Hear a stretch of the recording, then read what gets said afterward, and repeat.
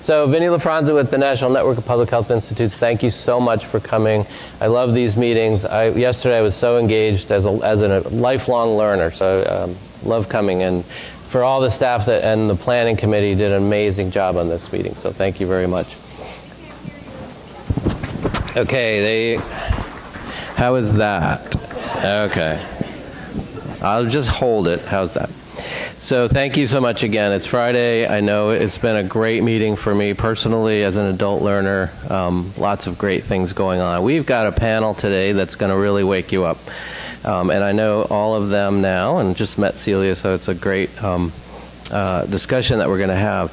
I want to also just say each panelist, I'm going to introduce them briefly. I will not read their bios. And where is Dr. Okay.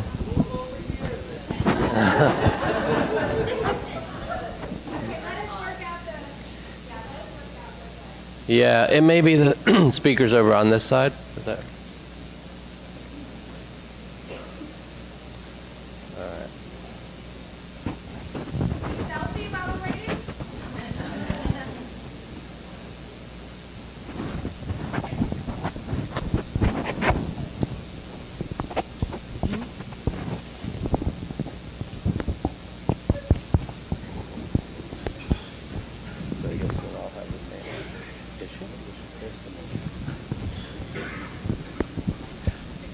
He's calling someone, so.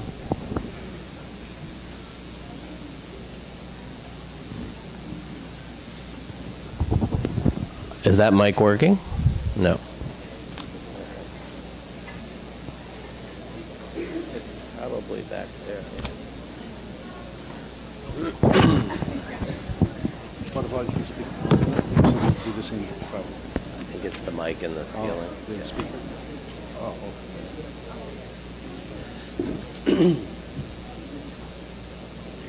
All right, everybody, while we're waiting, can you hear me? Yeah. I'm like, yeah, we can hear you. Okay. We'll take a minute while we're fixing that problem to go ahead and announce our Wellness Challenge winners. So about 30 minutes ago, I wrote down who the winners were, and then I went back and checked the scores, and they changed. And then I went back and wrote down the scores again, and they changed. And so we have got 3 first-place winners who are going to receive 3 all-expenses-paid trips to the next open forum in a location to be determined. But I'm sure it will be lovely. So do we have Erica Martinez? Congratulations, Erica. You were doing some activities this morning. You're one wellness challenge. It was. I'm hard. I was like, how do I do this? All right. How about Nicole Morley? Yay, Nicole.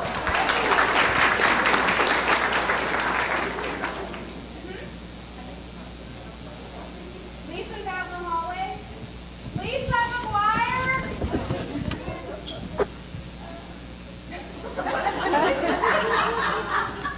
Is she out there? Everybody clap for Lisa!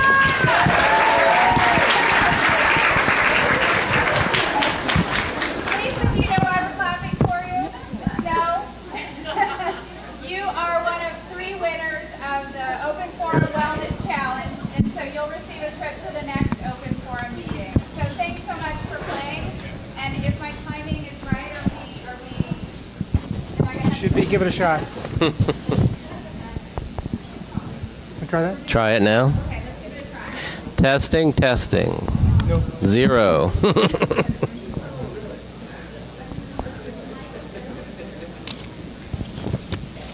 microphone. Testing, testing. Do I need to speak another language, maybe?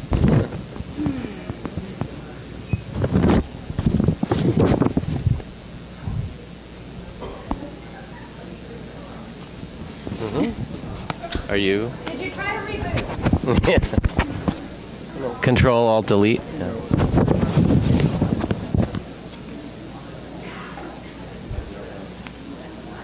Yeah, we're all down.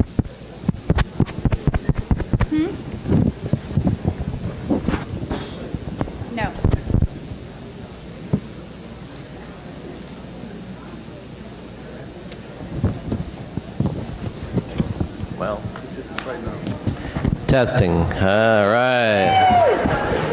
All right, we're gonna hit the rewind button. We'll start again. Happy Friday, and congratulations to our winners. And if I'm too loud, let me know, because from up here, all I hear it's like being underwater. So my name is Vinny LaFranza. I have the pleasure to serve as the President and CEO of the National Network. We are so delighted to be back here with you again. And I don't know, I love these open forum. As an adult learner, I always dive into the material, and congratulations to all the planners. This has been a really great 2 days. And we're not going to disappoint you. We've got a really great panel this morning. And I know some of the work of all three of our panelists. If you want to pick up your app right now and open it up, please read their bios. I will not do that. But they're amazing people. And where is Dr. Beitsch? Les, he is here. So I think I'm going to use the Beitsch alphabet here, which I don't know where it came from, because it's not the one I learned in school, but we're going to do WQZ. And that would be the order of the presenters, and there's a reason for that. So we've got Dr. Clayton Williams from Louisiana Public Health Institute. We've got Dr. Quinn we're both native New Yorkers, we just learned, which is great, and also her family comes from this city as well. And she's with the CDC, and we've got Dr. Zavala from Puerto Rico and lots of other places, including New Orleans, which I learned recently. We're going to talk about climate resilience, and I don't know if Dr. Alonzo Plow is still here today, but I want to thank him for raising that tough issue yesterday, because the concept of resilience is multifaceted. There's some pushback in many communities for very good reason, and so as we talk about this topic, which is very near and dear to NMPHI's heart, as you all know, Katrina, NMPHI's headquarters is in New Orleans, and the Katrina experience had a significant impact on all of us. And then in later hurricanes, obviously all these folks had some role. So each of the presenters are going to have 15 minutes. We do have timekeepers, and then we'll have, I have some questions to kick us off, and then we want to hear from you all. And so we're going to start with Dr. Williams. And what have we learned from past events? Well, I'll start with thanking you and your staff for, can you hear me? I want to make sure. So I don't have to start over. Hold it. Can you do that? Do I need to hold it? No, it's better. Okay, good. So I want to thank you and all your staff for doing such a great job organizing this. It's very well done. Having lived in New Orleans for the past 20 years and working in this field, I've had my share of experience with resilience issues. Today I'll take a few minutes to talk to you about that experience and try to distill some things that will be hopefully of use to you in your work. I'll draw from my experience as a resident and a public health professional directly involved with recovery work as a result of the levee breach after Katrina. It wasn't just the hurricane, it was the levee breach. And I'll talk just a tiny bit about the Deepwater Horizon oil spill as well, which I was the state secretary for public health during that wonderful event. And we can only skim the surface today, so I'd be happy to talk more with anyone if you're interested. So Katrina, I'm just going to try to tell you some of the things that we gleaned that might help you should you face something similar. A major challenge facing any disaster-prone community is that the further the disaster, the last disaster was, and the further it gets away, the more the need or perception of the need to prepare wanes. And so in our case, there was quite a distance between the previous disaster and this one. Also, the unprecedented nature of the flooding as a result of Katrina, in my opinion, made it impossible for anyone to succeed at managing a response. There was a lot of criticism of the leadership there at all levels, but the fact is nothing like this has ever happened, so how would we know how to prepare, and how would you be expected to succeed at that?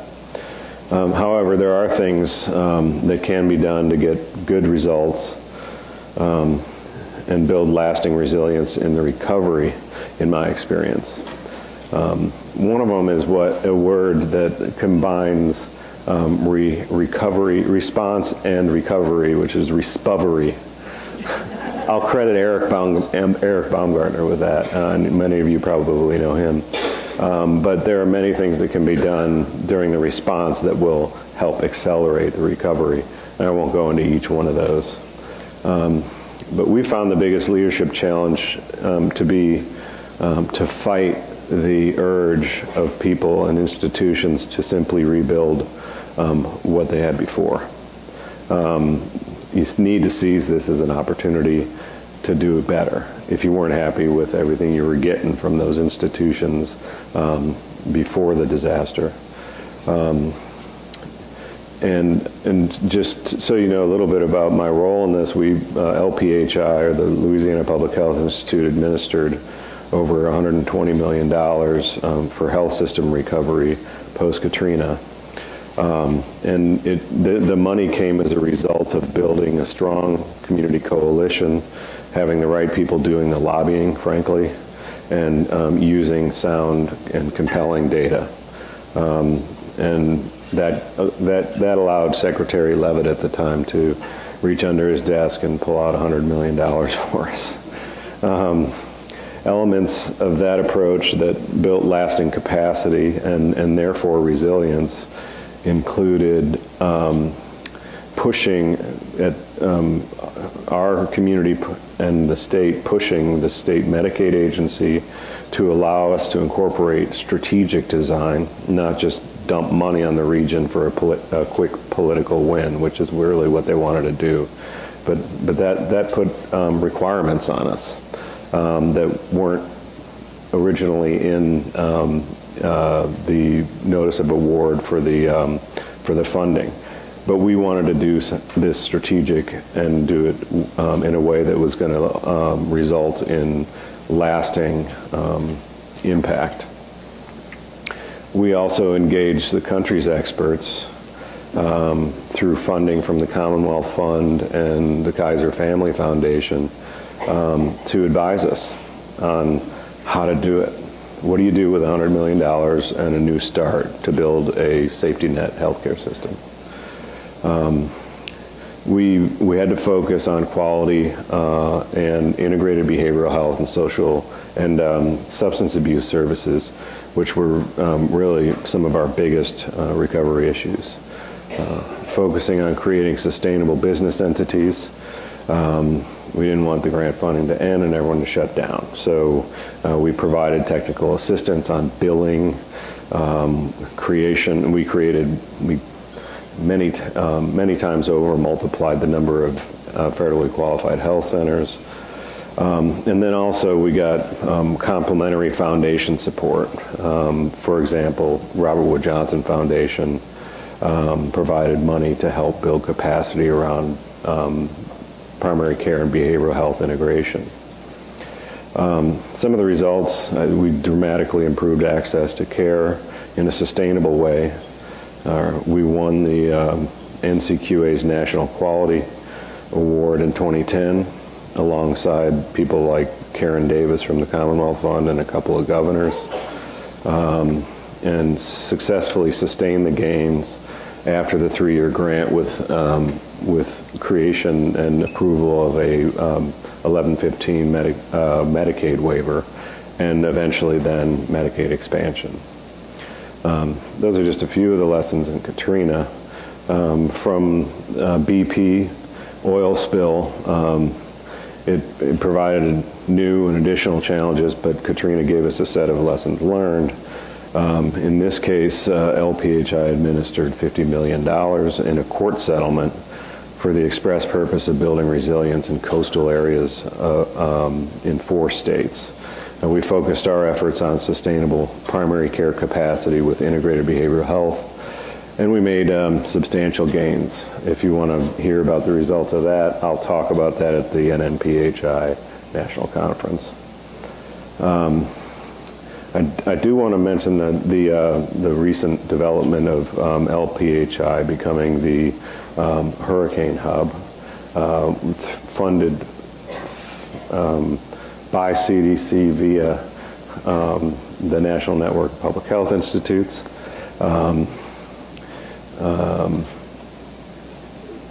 So we were designated one of 5 hurricane response hubs as a technical assistance center for our jurisdiction, which is the state of Louisiana.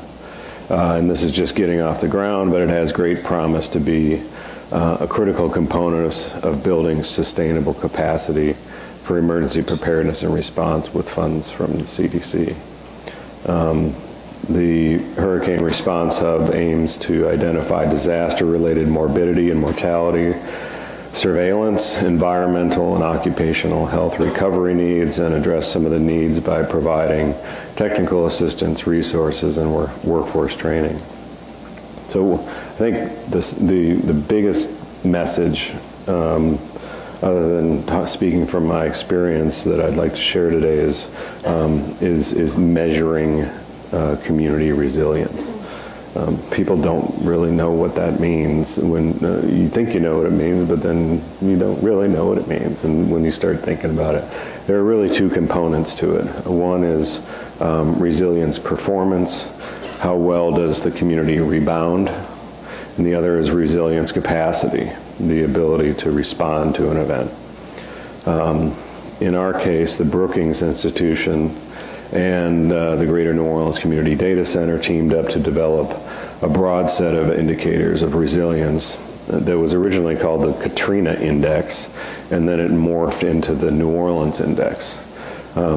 They identified 11 indicators of economic growth, 8 inclusion measures or equity measures, 7 quality of life measures, and 5 sustainability measures. So with periodic assessments and comparison communities, we know how we've been doing, and we know what requires the most focus to be as resilient as we can for future events. So how are we doing on those metrics in the Greater New Orleans area since that event? We've seen green lights on the dashboard for almost all the indicators since that event. It's a transformed city, and I've been there the whole time and watched it grow. But we still have some really important and challenging problems.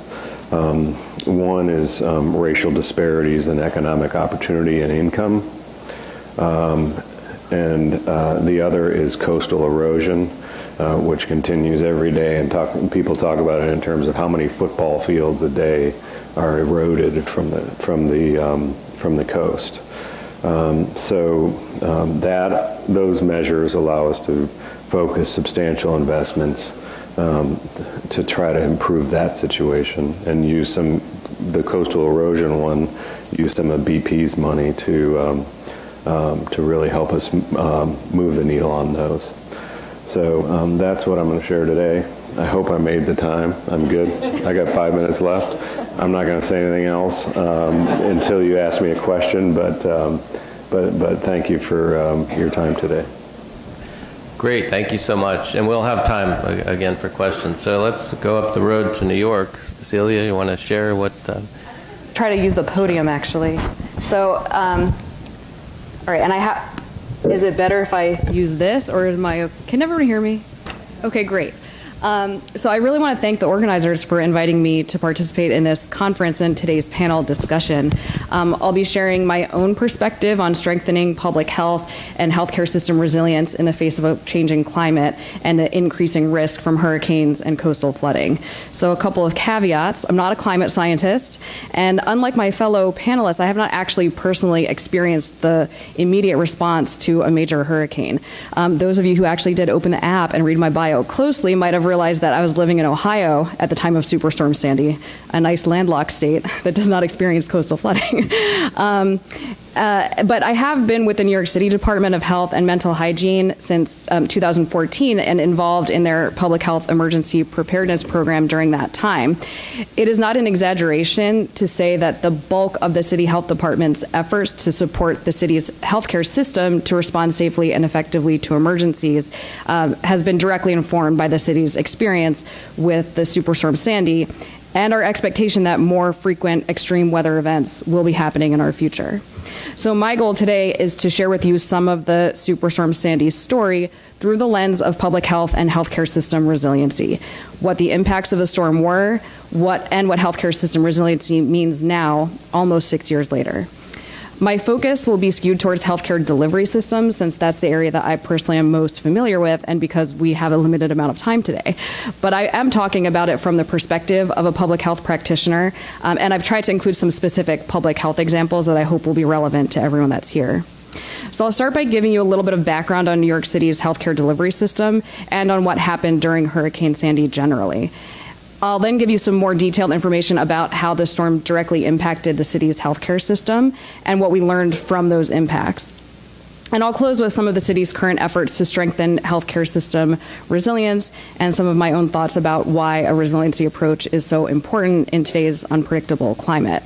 And throughout, I'll try to be giving you concrete examples that I hope will have relevancy outside of New York City, because I recognize that is not a typical local health department. And it will be of interest to those of you who are working in the field of public health not working directly in public health preparedness, but may have an interest in how a resiliency approach can improve public health systems and healthcare systems broadly. So to give you some background, New York City's healthcare system serves our more than 8 million residents of the city and others. And like the city itself, this is a diverse and complex system. At the time of Sandy, there were 70 hospitals, including the largest public hospital system in the U.S. that has 11 acute care facilities of its own, 173 nursing homes, and 77 residential adult care facilities, as well as more than 1,000 other residential providers of supportive housing. In addition, we have community-based providers of ambulatory medical services located in 10,000 buildings across the 5 boroughs. Among those includes more than 400 federally qualified health centers, more than 100 dialysis centers, 67 opioid treatment programs, and numerous home care providers that at the time were serving around 100,000 households, and that number has only grown since 2012. So those providers and facilities make up a very interconnected web of services, and as I'll discuss in some detail later, any impact to one of those sectors has a cascading effect on the other, followed by downstream effects on patients and population health. So to give you a general idea of the number of those facilities that are at risk for coastal storm impacts and flooding, in a 2014 analysis, we had 67 of the major types of healthcare facilities in the highest risk hurricane evacuation zones. That included 33 nursing homes, 11 hospitals, and 23 adult care facilities, representing more than 15,000 licensed beds. And although New York City and New York State had been planning, and in fact planning together, for healthcare evacuations related to coastal storm threats at the time of the storm, they had actually completed an evacuation and repatriation of nursing home residents related to Hurricane Irene that happened just 1 year before Superstorm Sandy. And it's interesting that Clayton mentioned the impact of previous disasters on our response and recovery to the next disaster, because I think that's an important part of understanding what happened during Sandy. The bottom line is that Superstorm Sandy was not the storm that New York City was planning for. Maybe they were planning for Irene to happen again. But Superstorm Sandy was very unusual in a couple of ways. It was unusually massive. The wind field was almost 3 times that of Katrina's. It took an unusual course. It took this westward hook, moving out into the Atlantic, picking up water and energy before making a sharp left turn to squarely hit New Jersey's coastline. And it was also unfortunately timed, making landfall coincident with a very unusually high spring tide, so that the storm surge in lower Manhattan reached 14 feet, which was 30% higher than the previous record set in 1960. In addition, that storm surge pushed water up the harbor, leading to different types of damage. So there was wind and wave damage directly on the coastal communities in the Rockaways and Brooklyn, but there was later still water flooding in the upper harbor, all along Manhattan. And if you are familiar with New York City, you know we have a lot of hospitals on that edge of the river. And that led to late damage to mechanical, electrical, and telecommunications systems. And I think it's important to note here that what was considered unusual in 2012 may not be unusual in the coming decades as extreme weather becomes more extreme, and you're going to be hearing from our other panelists about the really unusual 2017 coastal storm season. So how did this massive and unusual superstorm impact New York City's large, diverse, and complex healthcare system? A lot of people remember the healthcare evacuations that happened in the wake of the storm. We saw images of patients, NICU babies being carried by hand down dark stairwells, illuminated by the light of cell phones. We saw long lines of ambulances waiting to move patients from nursing homes and hospitals that suddenly found themselves without generator power. And we remember families searching for loved ones that were emergently evacuated from long-term care facilities into city-run special medical needs shelters. In total, 37 healthcare facilities evacuated, some before the storm, but most in emergent conditions immediately after the storm. And the health department's count of evacuated persons from healthcare facilities was more than 6,000 people, but that does not include patients that were rapidly discharged or transferred between networks in advance of the storm's arrival. So it's likely that more patients were actually impacted. And by our best estimate, 1,800 vulnerable residents of long-term care facilities were evacuated to special medical needs shelters.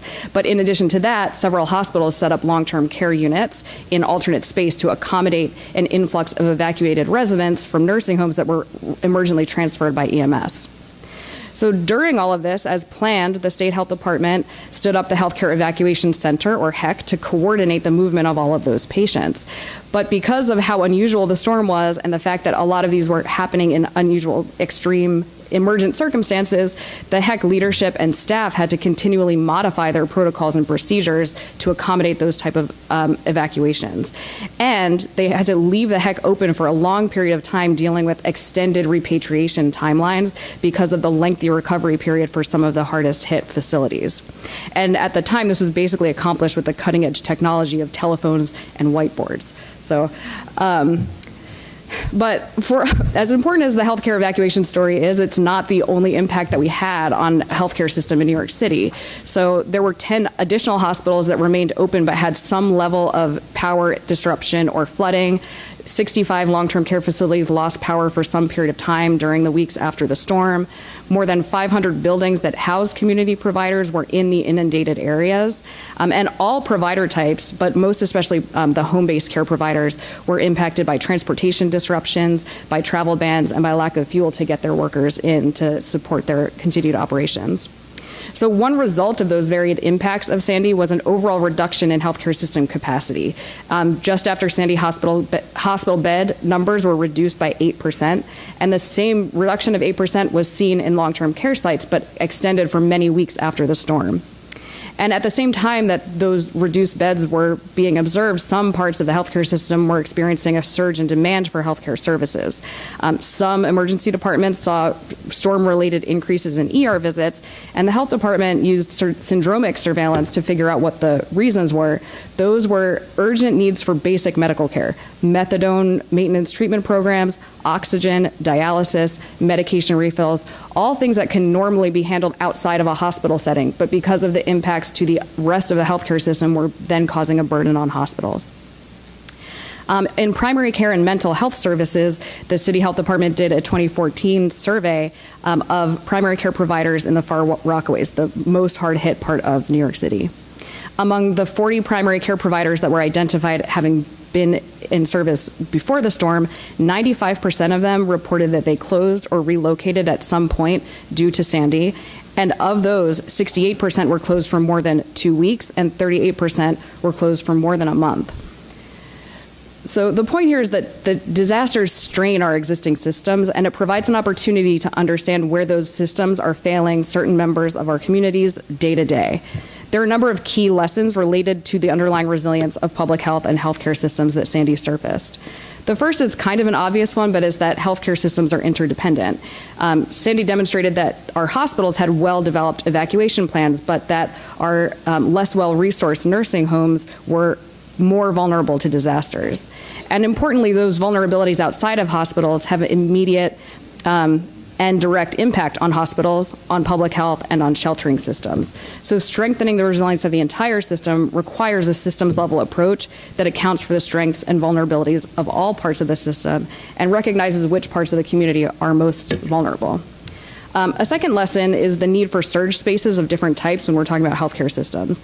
Special medical needs shelters and even hospitals are not the best place for evacuation of residents of nursing homes and adult care facilities.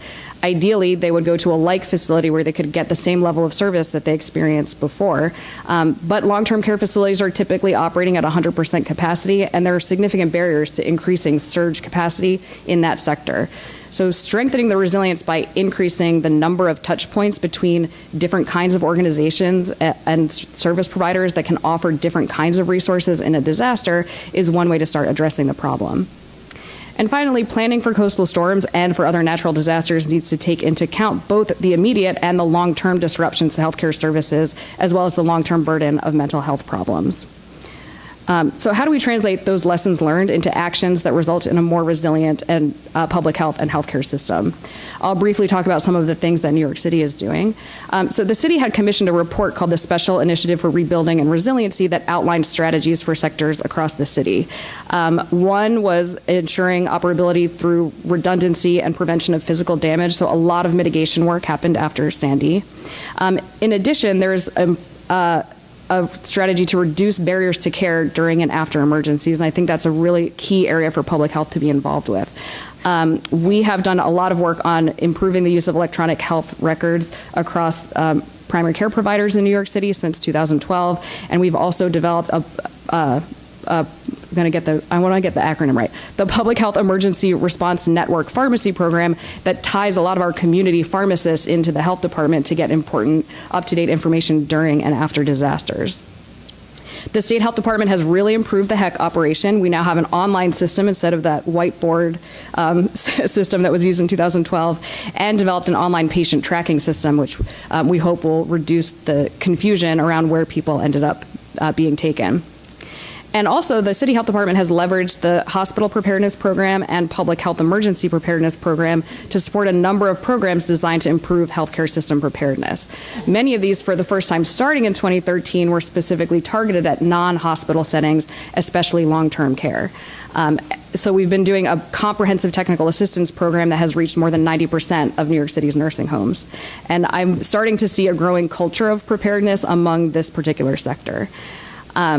We've continued to invest in developing our preparedness capabilities in ambulatory and non-acute sectors. The goal is really to make the preparedness programming more inclusive so that our response can be more effective. And in the years since Sandy, the health department has additionally taken a lead role in developing community preparedness programs that support faith-based and social service organizations so that they can serve their clients better after disasters. So to conclude, I just want to share some thoughts about resiliency and why a changing climate makes it important to have resiliency as a primary goal of preparedness.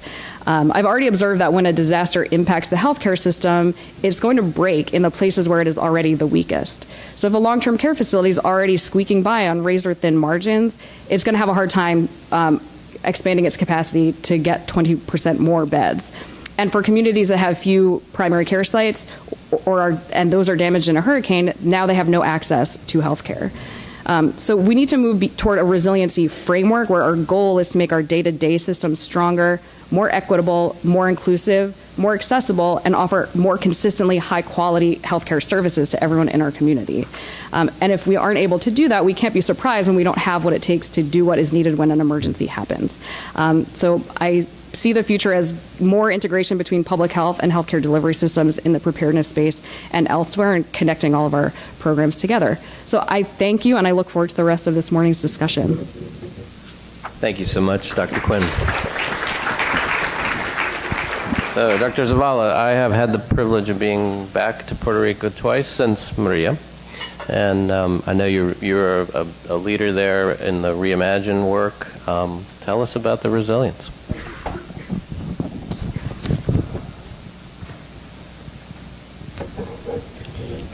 Buenos días y gracias. Thank you for inviting me to this conference. I'm really, can you hear me? Yeah, great. So I'll try to answer 5 questions that we sort of agreed to try to bring to the forum. First is where things are right now in Puerto Rico. If Puerto Rico had another Maria, are we ready? How is the resilience coming to play post-Hurricane Maria?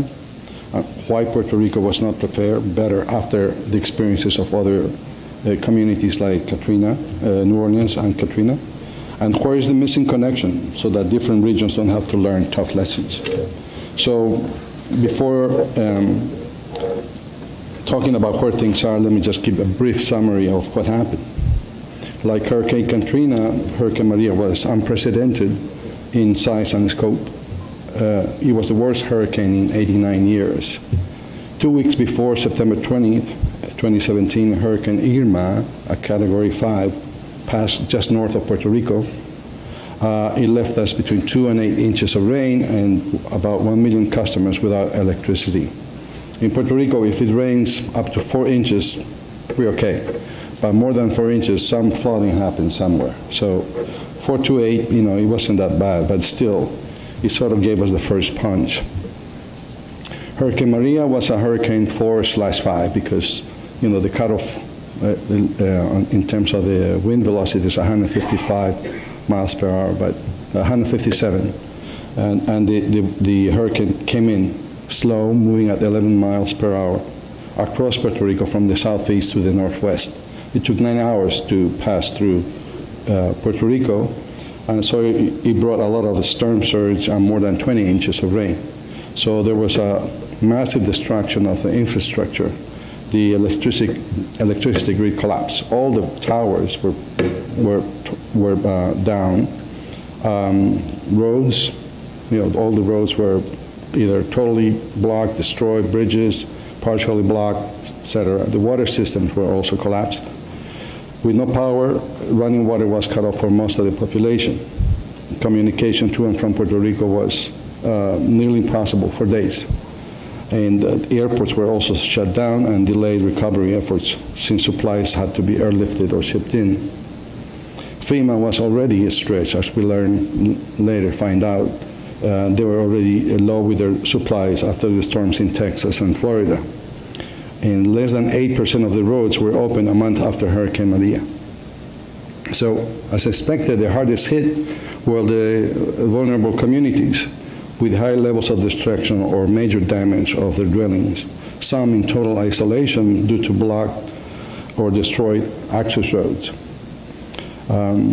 As a psychologist from a university in Puerto Rico said, and I quote, "Hurricane Maria took away the foundations of society. Everything you thought gave you certainty is gone.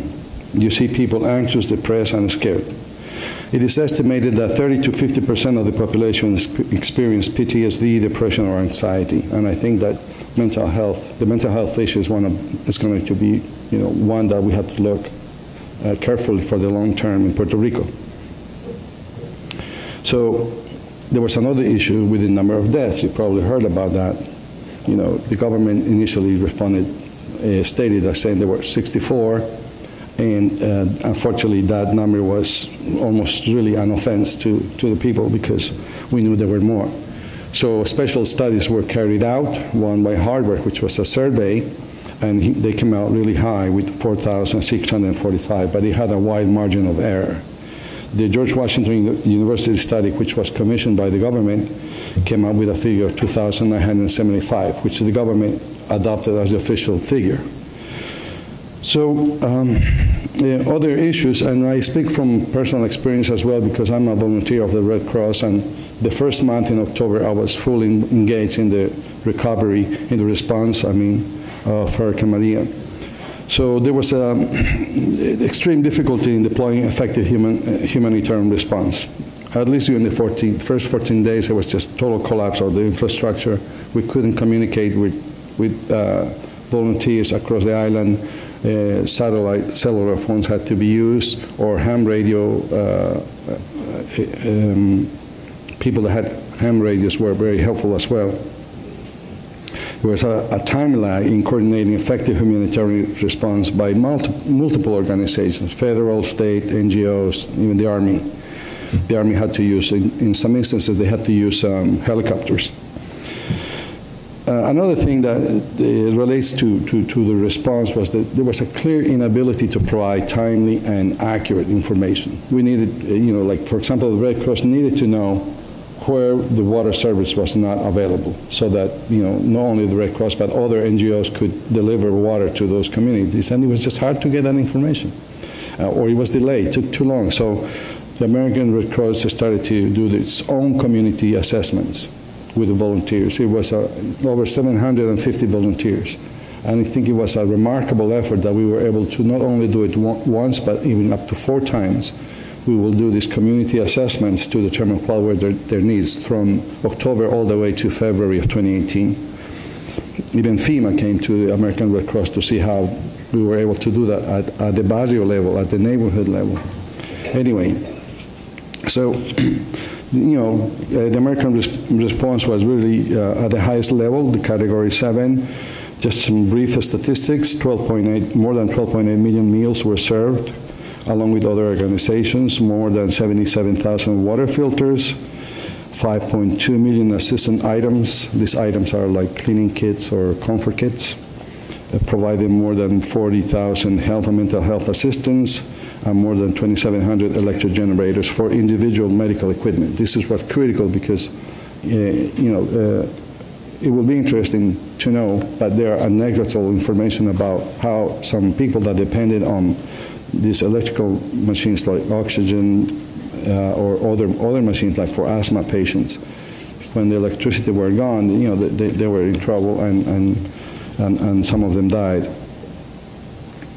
Another NGO, Water Mission, had installed over 1,300 solar panels for the water pumps. In Puerto Rico, you have 2 water systems, one provided by the public water company, and the other one is run by communities. Mostly in the rural area, they have their own wells, and they depend on water pumps. So this NGO came in and provided the solar panels to activate their water pumps, which was really great. So if Puerto Rico had another Maria, are we ready? 18 months later, I don't think so. We are still, I would say, in some places, if you fly into Puerto Rico, if you see some blue tarps, you don't be surprised if you see some blue tarps, meaning that some homes still don't have a roof. As you know, the hurricane season is from June to November, and the highest risk for Puerto Rico is September. That's where we usually get hit by hurricanes. So yes, we're not. I don't think we're ready this year or probably next year either. The rebuilding of infrastructure is slow, and I'm not sure whether the rebuilding of the electric grid has been made better, stronger. We'll see. But the good things are that there's, for once, there's a greater awareness, and there has been recent training by CDC to document disaster-related deaths. That was the biggest mistake, perhaps, in not being prepared for a disaster. Physicians admitted that they didn't know how to really correlate these deaths with the disaster. And so we don't have the documentation of indirectly related deaths in the death certificates. It's a legal document, and if there was a death related to the hurricane, these families could have access to some funds from FEMA. The funny thing is now that just about everybody has now an electric generator of all sizes at home. I have one, certainly. We were without electricity at home for 3 months, so we had to get one. And some households that can't afford are installing solar panels, trying to be more resilient individually. And the roads continue to be fixed and bridges rebuilt, so it's slow.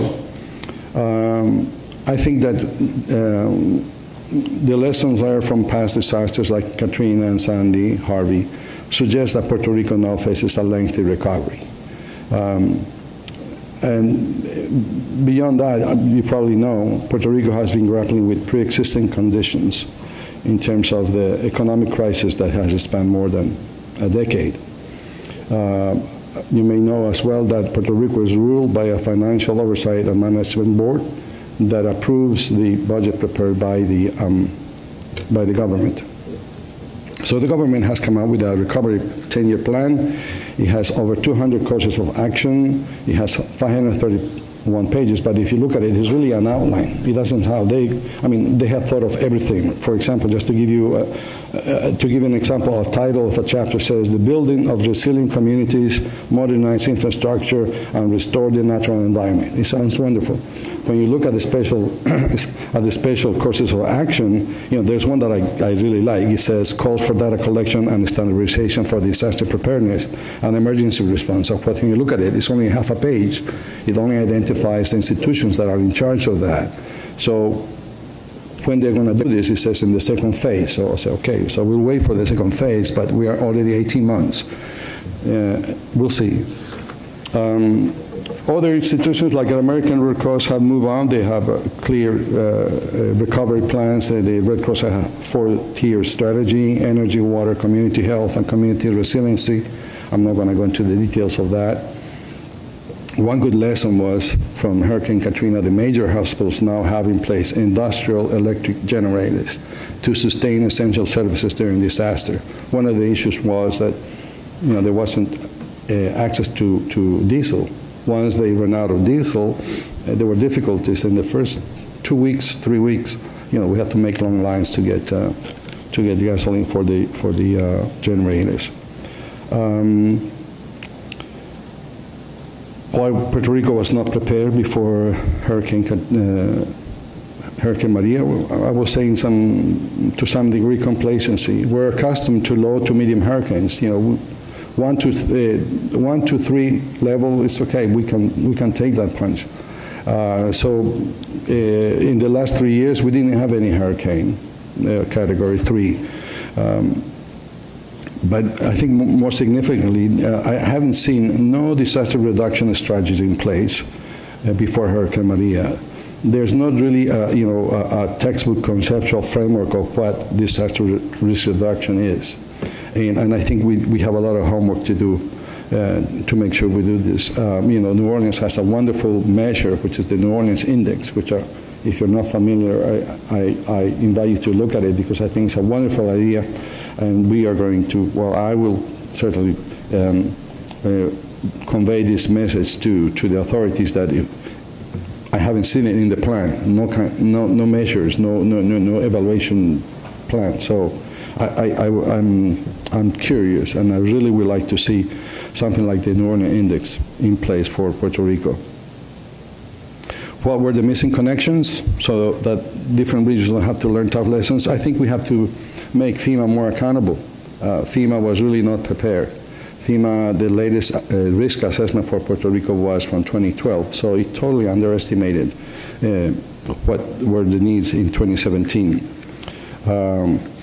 And as I said, the government doesn't really have a plan to, or at least it has not disclosed how to evaluate the implementation of the plan. A resiliency index will be an appropriate step as discussed in this conference.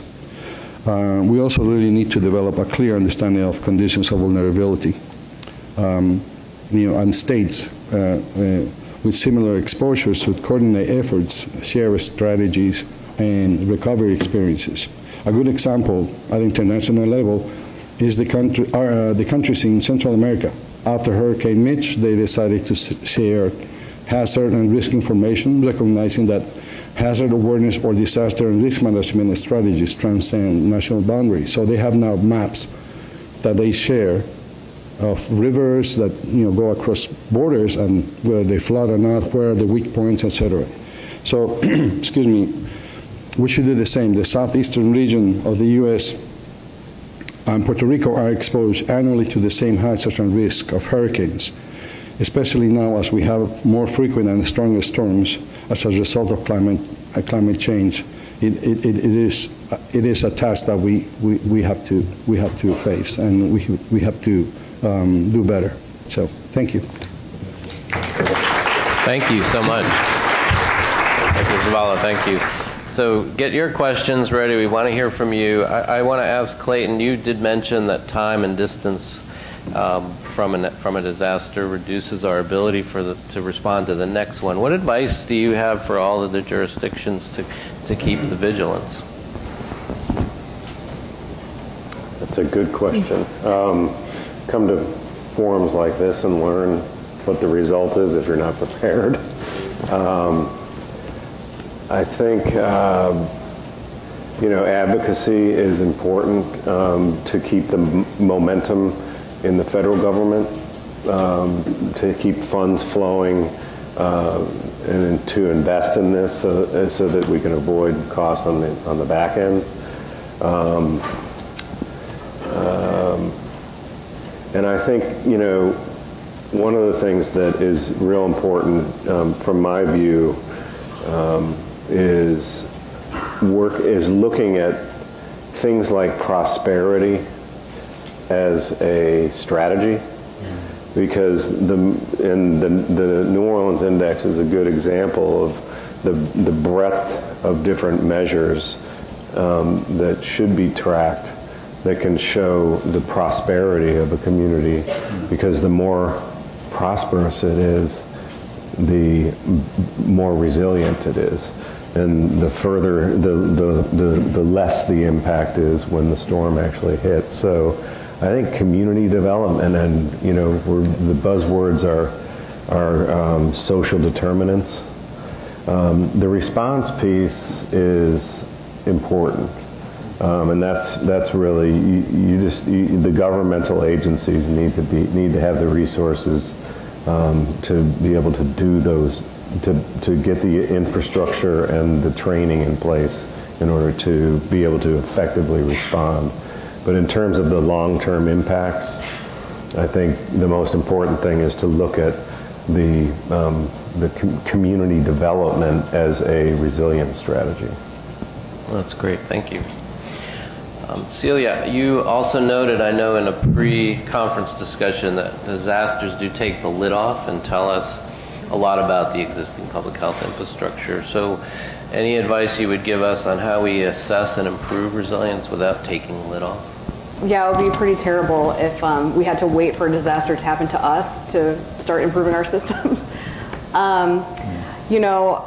I think on the one hand, it only takes a little bit of imagination, regardless what type of public health program you're working in, to imagine what would happen if a disaster were to occur to the people in this program. How is it helping them? So that's like a very low burden way of doing it. But I think the more important approach is to be able to learn from the disasters that didn't happen to you personally. And it's always harder to get that sense of urgency around it, and it's harder to build locally a coalition to take seriously the lessons that happened in Maria, for example. But a lot of things that we do in public health have been difficult. It's really hard to get people to quit smoking, but we've managed to reduce smoking rates by doing some of the same things that we need to do to build resiliency. Building coalitions, finding out what motivates the different partners, and I think the focus on community resilience and prosperity is a perfect example of that. We don't want to just increase prosperity to be resilient for a hurricane. That actually benefits population health in a lot of ways. So I think putting that lens throughout all of our programming has a way of helping people see what is in it for them. Oh, that's great. Thank you. Dr. Zavala, so you just established in Puerto Rico the Puerto Rico Public Health Trust, which for some of you may not know, they're now part of the National Network of Public Health Institutes. We're delighted to have you, and you don't know this question is coming, but I was just thinking in our work, what are the best ways we can support, you mentioned cross jurisdictions and political boundaries. What are the best ways we can support you in the public health community as you build resilience? Well, resilience is the buzzword in Puerto Rico now. Everybody is talking about resilience and have their plans and how they're going to do it. And I think the hurricane hub that you just mentioned, that is just been established in Puerto Rico, is going to play a critical role, even just in enumerating all these efforts and making sure that they don't overlap or there's no redundancy. that's just for starters. But I think that what I really would like to see is that we connect with colleagues that have done work already that are ahead of us in terms of the recovery in New York, in New Orleans, in Florida, and learn from them. You know, I will hope that Puerto Rico doesn't waste time in strategies that don't work. You know, I hear that, you know, community engagement is very important. And I think everybody, if you talk to in Puerto Rico, will say, yeah, of course, you know, but are we doing it? How are we doing it? You know, yesterday I was at this wonderful panel on health equity, and I was just marveled at the work that needs to be done at the community level. You know, working on a basement with community leaders, trying to find out what are the things that are really bothering them, what are the needs. And you know, it's frankly, if you look at what they have found, they describe what was their issues: poverty. The issue is poverty. Well, that's what makes them susceptible to disasters. You know, so I would like to see Puerto Rico, and they say, you know, this is our opportunity, let's make bigger, stronger Puerto Rico. Well, let's really make a difference with the communities that have been impoverished for a long time. You know, let's address the issues of education, access to transportation, violence, all these issues that, you know, describe this spectrum of elements that describe poverty. And so, as much as it is a sort of a grim picture, I'm rather optimistic because everybody wants to do something and they want to do it well. So we don't need to reinvent the wheel in Puerto Rico. Of course, we have to adapt things for the island because we're an island, but I think we have a lot to learn from other areas. I think that's the way to go. Good, thank you. So let's hear from you, please. Unprecedented. Wait, they're bringing a mic.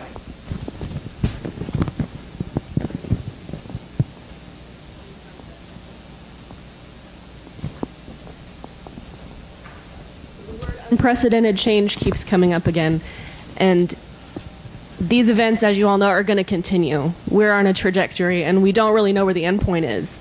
And the public may or may not be as frightened as they should be. And we talk a lot about CHAOS and CHIPS and aligning to move health indicators, but in reality, we're tied to this like global system of ecology. And so what role do you think public health plays in mitigating way far upstream in terms of like the determinants of climate change that will inevitably affect everybody? And I know that advocacy was mentioned around that, but in resilience, this is kind of a two-part thing, but does resilience, what does that look like really? Does that mean, we've heard like Green New Deal go around, does that mean that resilient communities are green? And how do you see public health's role in advocating for those types of changes? Tough one.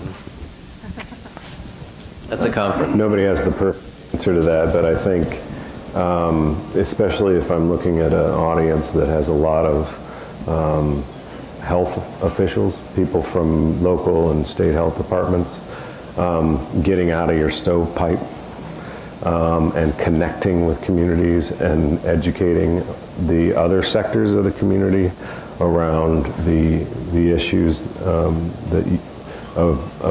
health and the impact that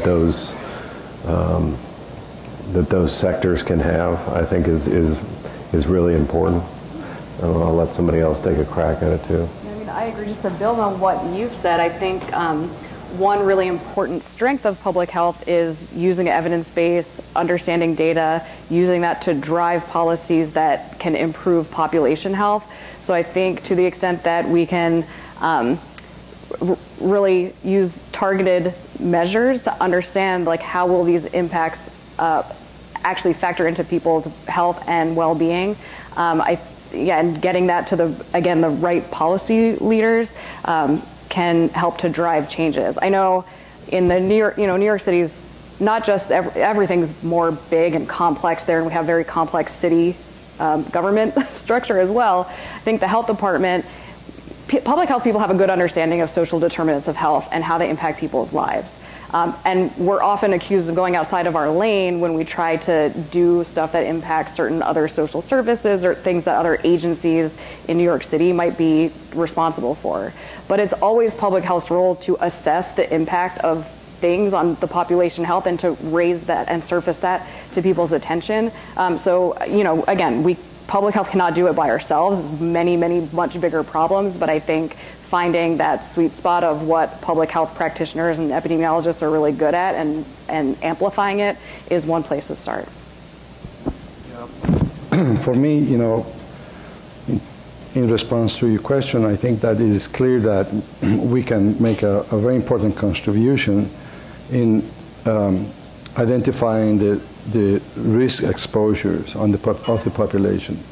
In light of the climate change, you know, there will be more susceptible communities, vulnerable communities, and so we have to engage with other agencies of the government so that more effective urban planning assessments have to be made. And, you know, for example, in Holland, you know, they're not waiting for the debate on climate change to whether you know what the issue is right now on climate change deniers and all that. They're already working on their plan, implementing a 10-year plan.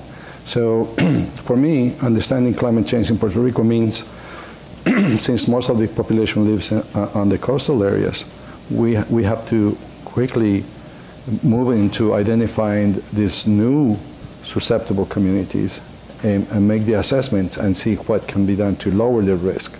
That is the task ahead. One thing to add, one of the biggest influences on my perspective in public health was a talk that I heard Dr. Bill Foege give at an ASTO conference in the early 2000s, where he said, you know, we all have to be generalists, and we all have to participate in the political process, because especially these issues around equity, around the levels of investments that need to happen around coastal erosion. Public health can't do that alone. It's the political process that's going to change the tide on that, no pun intended. But and so all of us, while we may have our specific areas of expertise, need to have a wider view if we're going to have the impact that we want. Great, thank you. A question in the back. Thank you very much for sharing your different stories and the lessons you've learned from your respective communities. There was a statistic that you shared, Dr. Zavala, that was really sobering in terms of PTSD, and I think you said it was 32 to 50% of Puerto Ricans still have these long-lasting behavioral impacts. And I know in our work in Boston, what we've tried to use in terms of an approach to all of our work, whether we're looking at community violence or the opioid use disorders in the epidemic, and even climate change and resilience, is a trauma-informed framework to get to those root causes. So I was wondering if each of you or one of you could say a little bit more about behavioral health and digging in a little bit deeper on PTSD to get to building a more prosperous community, if that's the end goal. Well, if I could start just answering on what is going on in Puerto Rico. I mean, we're just beginning to make the assessments of what needs to be done in terms of a long-term response regarding mental health as a consequence of Hurricane Maria. These are just estimates, survey estimates, but we really need to go beyond now the surveys and have a plan. And again, because the government has taken the lead for defining what the recovery plan in all phases, including health, then we need to work with the government and at the same time hold them accountable that what they are saying in this outline, in this recovery plan, which is really an outline if you look at it, is going to be implemented and respond to to mental health issues, which are, as you all know, if you look at the literature, mental health issues are perhaps one of the most important issues that need to be monitored, evaluated, and assessed after a disaster. So that is the task for us. I think people probably realize that Puerto Rico and New York City have very close ties, and the city health department actually sent disaster mental health teams to Puerto Rico after Maria to participate in the response and immediate recovery period. And it's not insignificant that our current health commissioner in New York City was the lead for one of those teams. At that time, she was the first deputy commissioner. She recently announced, among other key priorities for the city's health department, is to incorporate mental health across all of our efforts and divisions. And I think, from my perspective as someone very involved in the healthcare system preparedness, we're working much more closely with the Division of Mental Hygiene now than we were even a year ago. And I think it has to do with the city health department's experience participating in Maria recovery, and also growing recognition that this needs to be fully integrated across the different divisions of the health department. So this is like an area I'm very excited to keep building into our healthcare coalition work over the next couple of years. I think somebody needs to. Can you hear me? Sorry. Can you hear me? No. I can hear you. Okay, I know you can hear me. Okay. Now you can really hear me. Somebody needs to win the Nobel Prize on this, because it's so immutable. I mean, think about, or intractable, immutable. Anyway, what I learned in my experience in the New Orleans area is that the worst behavioral health issues next to PTSD were depression and anxiety due to dismantled families. Having a community, a support, a family, and then losing that sends people into depression. And then they start drinking or doing whatever else. How to avoid that? I mean, yes, having treatment resources downstream is important, but how to avoid that in a major disaster where there's mass evacuations and people just moving out of the area and families being broken up is really hard problem. I think coming back to prosperity, and community development and economic opportunity might be the best shot we have at it. Thank you. Pam. Dr. Zavalas, we had a project, a health impact assessment in Caño Martin Peña. Can't hear you. Oh. Try now. Hello? I'm Pamela Russo from the Robert Wood Johnson Foundation. We had supported a health impact assessment in Caño Martin Peña, the canal, which there's about 26,000 residents, and it's a very polluted canal, but there was some gentrification coming in. So the HIA was for the community, and it seemed to be a very engaged community. And I just wonder what happened there during Maria and after Maria. I can only respond with my experience with the American Red Cross.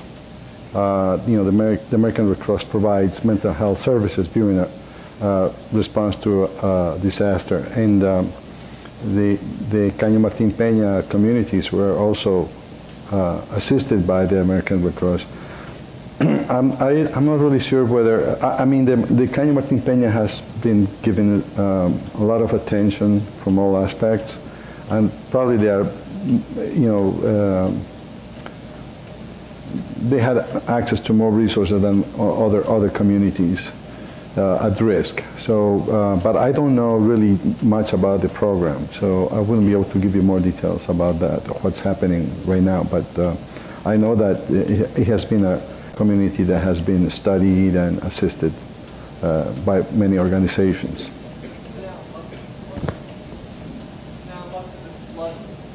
Oh yes, of course, yes.